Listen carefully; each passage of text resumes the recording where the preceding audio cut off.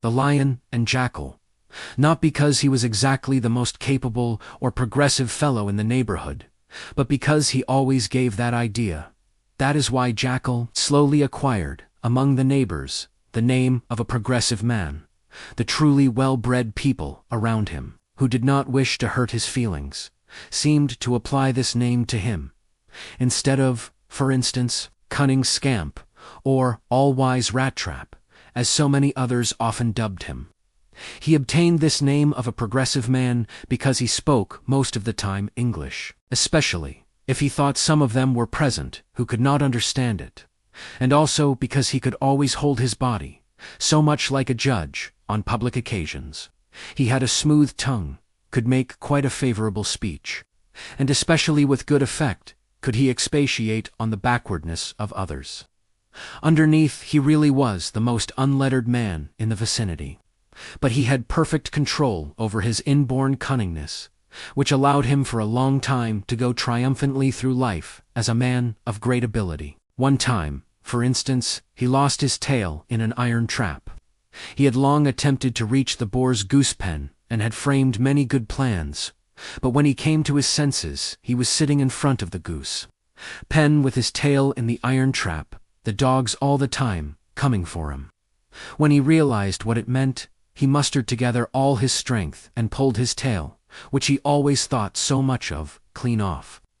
This would immediately have made him the butt of the whole neighborhood, had he not thought of a plan. He called together a meeting of the jackals and made them believe that Lion had issued a proclamation to the effect that all jackals in the future should be tailless because their beautiful tails were a thorn in the eyes of more unfortunate animals. In his smooth way he told them how he regretted that the king should have the barbaric right to interfere with his subjects.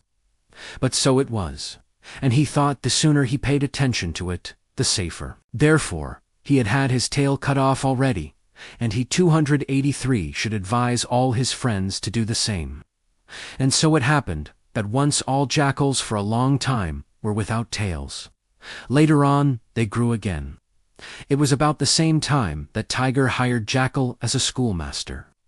Tiger was in those days the richest man in the surrounding country, and as he had had to suffer a great deal himself because he was so untutored, he wanted his children to have the best education that could be obtained. It was shortly after a meeting, in which it was shown how important a thing an education was, that Tiger approached Jackal and asked him to come and teach his children.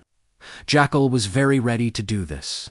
It was not exactly his vocation, he said, but he would do it to pass time and just out of friendship for his neighbor.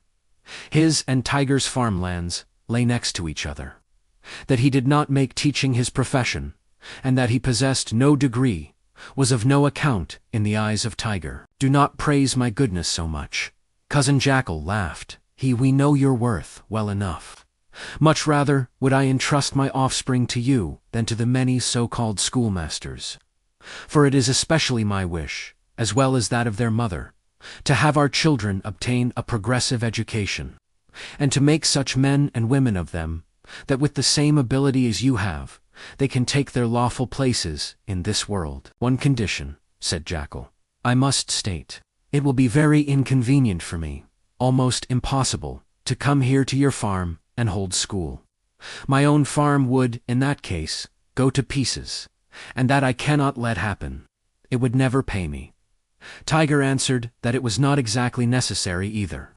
In spite of their attachment to the little ones, they saw that it would probably be to their benefit to place them for a while in a stranger's house. Jackal then told of his own bringing up by Wolf. He remembered well how small he was when his father sent him away to study with Wolf. Naturally, since then, he had passed through many schools. Wolf was only his first teacher, and only in his later days did he realize how much good it had done him. "A man must bend the sapling while it is still young," said he.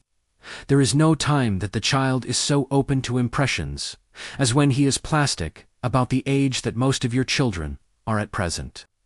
And I was just thinking you would be doing a wise thing to send them away for quite a while." He had, fortunately, just then a room in his house that would be suited for a schoolroom, and his wife could easily make some arrangement for their lodging, even if they had to enlarge their dwelling somewhat. It was then and there agreed upon. Tiger's wife was then consulted about one thing and another, and the following day the children were to leave. "I have just thought of one more thing," remarked Jackal. "7 children, besides my little lot, will be quite a care on our hands. So you will have to send over each week a fat lamb, and in order not to disturb their progress, the children will have to relinquish the idea of a vacation spent with you for some time. When I think they have become used to the bit, I will inform you. And then you can come and take them to make you a short visit, but not until then. It is also better," continued he, "that they do not see you for the first while, but your wife can come and see them every Saturday, and I will see to all else." On the following day, there was an unearthly howling and wailing when the children were to leave, but Tiger and their mother showed them that it was best, and that some day they would see that it was all for their good, and that their parents were doing it out of kindness. Eventually, they were gone. The first Saturday dawned, and early that morning, Mrs. Tiger was on her way to Jackal's dwelling, because she could not defer the time any longer. She was still a long way off when Jackal caught sight of her. He always observed neighborly customs, and so stepped out to meet her.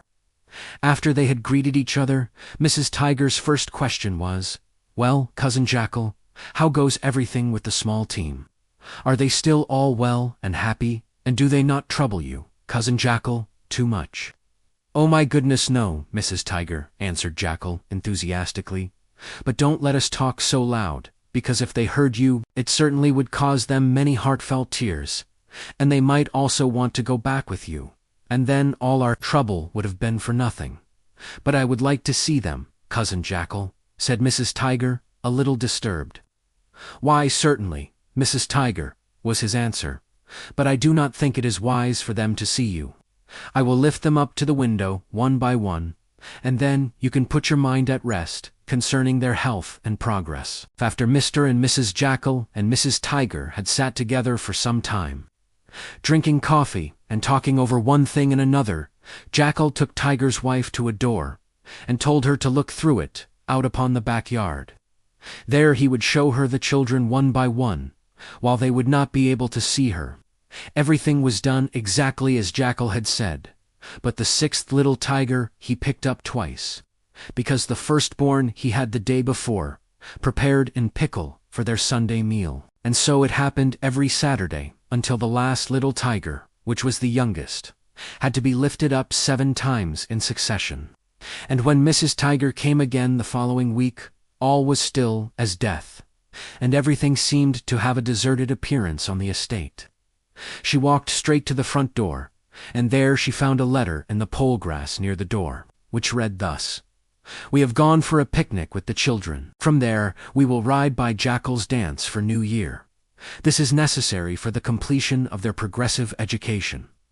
Jackal, Saturday after Saturday, did Mrs. Tiger go and look, but every time Jackal's house seemed to look more deserted. And after a while there was a spider's web over the door, and the trail of snake showed that he too had taken up his abode there. If you liked the video, subscribe to the channel, like the video, and comment.